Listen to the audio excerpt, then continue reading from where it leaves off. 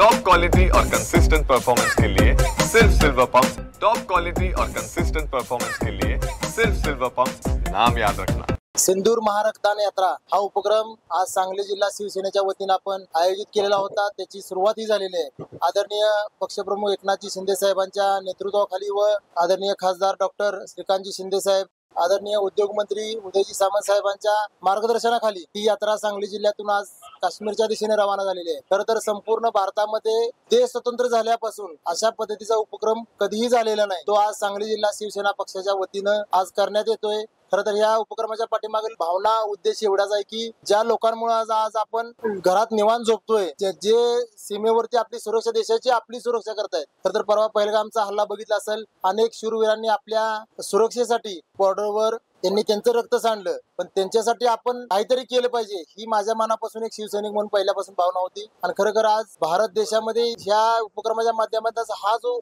संदेश द्यायचा आहे की आपण प्रत्येक युवक बॉर्डरवर जाऊन शस्त्र घेऊन लढू शकत नाही, पण आज जे रक्त आपल्यासाठी सांगताय सैनिक, त्यांना आपण रक्त देऊन कुठेतरी देशभावना, देशप्रेम व्यक्त करण्याची ही आम्हाला सांगली वासियांना संधी मिळालेली आहे। खरं तर हा उपक्रम देशामध्ये पहिल्यांदा होतोय, कारण सर्वांनी एवढी मोलाची साथ दिल्यामुळे खरं तर माझ्यासारख्या एका शेतकऱ्याच्या मुलाला हे करणं शक्य झालं। आज आपण 1200 पैलवान मुलं युवक घेऊन काश्मीरला जातोय। Jammu command hospital, Udhampur command hospital आणि 10 तारखेला सकाळी स्वतः एकनाथजी शिंदे साहेब आणि उदयजी सामंत साहेब यांच्या बरोबर जम्मू ते श्रीनगर खास विशेष विमानाने ठराविक पैलवान त्यातले जाऊन श्रीनगर कमांड हॉस्पिटलला रक्तदान करणार आहेत आणि स्वतः शिंदे साहेब त्या ठिकाणी कमांड हॉस्पिटलला रक्तदान करणार आहेत।